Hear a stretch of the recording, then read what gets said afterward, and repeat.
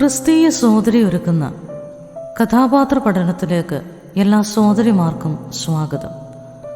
നയമാൻ്റെ വീട്ടിലെ പെൺകുട്ടി എന്ന കഥാപാത്രത്തെ ആസ്പദമാക്കി ക്ലാസുകൾ നയിക്കുന്നത് സിസ്റ്റർ ഗീതു ദിങ്കർ പൈങ്ങോട്ടൂർ.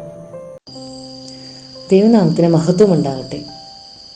എല്ലാവർക്കും വീണ്ടും വരുന്നവനായ യേശുക്രിസ്തുവിൻ്റെ നാമത്തിൽ സ്നേഹവന്ദനം.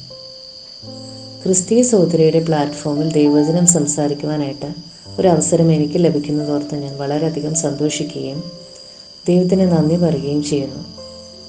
മാത്രമല്ല, ഇങ്ങനെയൊരു ദൗത്യം എന്നെ ഏൽപ്പിച്ച കർത്താവിൽ പ്രിയ ലൗലി സിസ്റ്ററിനോടുള്ള നന്ദി ദൈവനാമത്തിൽ അറിയിക്കുകയാണ്.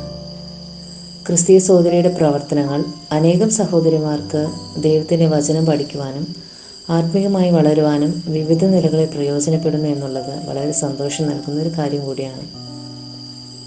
ഈ പ്രവർത്തനത്തെ ധാരാളമായി കർത്താവ് തുടർന്നും അനുഗ്രഹിക്കട്ടെ എന്ന് പ്രാർത്ഥിക്കുന്നു. തുടർന്നുള്ള ചില ദിവസങ്ങളിൽ ഒരുമിച്ച് ചിന്തിക്കുന്നതിന് ആധാരമായി തിരഞ്ഞെടുത്തിരിക്കുന്ന വേദഭാഗം രാജാക്കന്മാരുടെ 2-ാം പുസ്തകം 5-ാം അധ്യായം 2-3 വാക്യങ്ങളാണ്.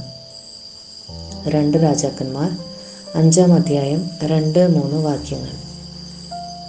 അരാമ്യർ കവർച്ചപ്പടയായി വന്നിരുന്നപ്പോൾ ഇസ്രായേൽ ദേശത്ത് നിന്ന് ഒരു ചെറിയ പെൺകുട്ടിയെ പിടിച്ചുകൊണ്ടു പോയിരുന്നു. അവൾ നയമാൻ്റെ ഭാര്യയ്ക്ക് ശുശ്രൂഷ ചെയ്തു വന്നു.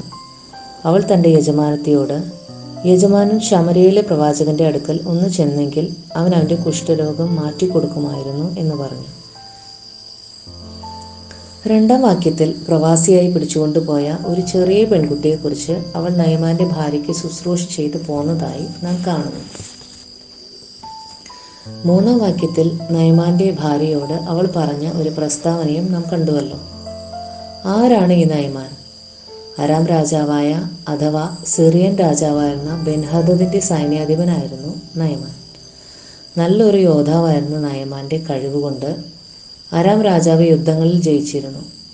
നയമാൻ മൂലം ലഭിച്ചിരുന്ന വിജയങ്ങളും നേട്ടങ്ങളും ഓർത്ത് രാജാവ് നയമാന് ഒത്തിരി വലിയ സ്ഥാനമാനങ്ങൾ നൽകിയിരുന്നു. അപ്പോഴത്തെ ഇസ്രായേൽ രാജാവായിരുന്ന യഹോരാമിൻ്റെ അപ്പനായ ആഹാബിൻ്റെ കാലത്ത് അരാമ്യ രാജാവായി ബെൻഹദദുമായിട്ട് ഒരു സമാധാന കരാറൊക്കെ ഉണ്ടാക്കിയിരുന്നു. ഏതൊരു രാജ്യങ്ങൾ തമ്മിലുള്ള സമാധാന കരാറുകൾ പോലെ തന്നെ കുറച്ചു കഴിഞ്ഞപ്പോൾ ഇവിടെയും അതിർത്തികളിൽ ആക്രമണങ്ങൾ ഉണ്ടായിട്ടുണ്ട്. പ്രത്യേകിച്ച് ഗിലെയാദിലെ രാമോത്തിന് വേണ്ടിയുള്ള അവകാശ തർക്കമായിരുന്നു അതിന് പിന്നെ.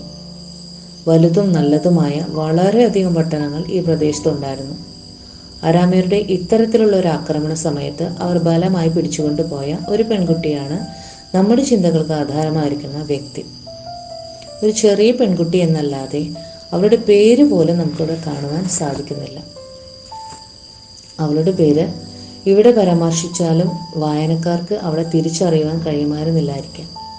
ഒരു പക്ഷേ അത്രമാത്രം അറിയപ്പെടാൻ സാധ്യതയൊന്നുമില്ലാത്ത ചുറ്റുപാടായിരിക്കും അവളുടേത്.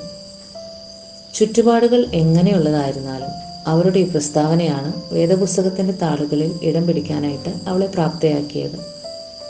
3-ാം വാക്യത്തിൽ അവരുടെ പ്രസ്താവന കാണാവുന്നതാണ്. യജമാനൻ ശമര്യയിലെ പ്രവാചകന്റെ അടുക്കൽ ഒന്ന് ചെന്നെങ്കിൽ അവൻ അവൻ്റെ കുഷ്ഠരോഗം മാറ്റിക്കൊടുക്കുമായിരുന്നു എന്ന് പറഞ്ഞു. ഇങ്ങനെ പറയാനായിട്ട് ഒരു കാരണമുണ്ട്. അവരുടെ യജമാനായ നയമാൻ രാജ്യത്ത് മാന്യനായിരുന്നെങ്കിലും താനൊരു കുഷ്ഠരോഗിയായിരുന്നു. എല്ലാ രോഗികളും ഐസൊലേഷനിൽ കഴിയേണ്ടിയിരുന്നില്ല. പലതരത്തിലുള്ള കുഷ്ഠമുണ്ടെന്നും കുഷ്ഠരോഗികളിൽ അടച്ചിരിക്കേണ്ടവരും അല്ലാത്തവരും ഉണ്ടെന്ന് ലേവ്യ പുസ്തകത്തിൽ നാം കാണുന്നുണ്ടല്ലോ. നയമാൻ ദേഹമാസകലം കുഷ്ഠം ബാധിച്ച ഒരു വ്യക്തി ആയിരുന്നില്ല. മാത്രമല്ല, ലേവ്യ നിയമങ്ങൾ ബാധകമല്ലാത്തൊരു രാജ്യത്തെ പൗരൻ എന്ന നിലയിലും തനിക്ക് ഔദ്യോഗിക വൃത്തികളിൽ ഏർപ്പെടുവാൻ തടസ്സമൊന്നുമില്ലായിരിക്കാം. അങ്ങനെയൊക്കെ ആയിരുന്നെങ്കിലും തൻ്റെ രോഗം തന്നെ അസഹ്യപ്പെടുത്തിയിരുന്നു. തൻ്റെ യജമാനന്റെ ജീവിതത്തെ ദുസ്സഹമാക്കുന്ന ഈ അസുഖം ശമര്യയിലെ പ്രവാചകനായ എലീശയുടെ അടുക്കൽ ചെന്നാൽ അദ്ദേഹം അത് മാറ്റിക്കൊടുക്കുമായിരുന്നു എന്നതാണ് ഇവൾ പറഞ്ഞ കാര്യം.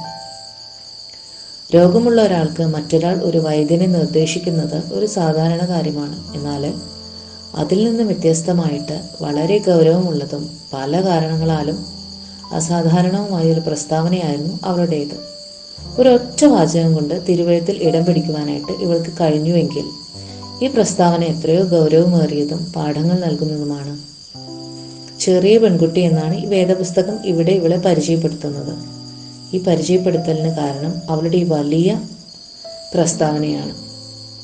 അവളുടെ പ്രസ്താവനയുടെ വലിപ്പം മനസ്സിലാക്കിക്കൊണ്ട് ഈ ധ്യാനചിന്തയ്ക്ക് ഒരു ശീർഷകത്തിനായി നമുക്കിവളെ വലിയ ചെറിയ പെൺകുട്ടി എന്ന് വിളിക്കാം.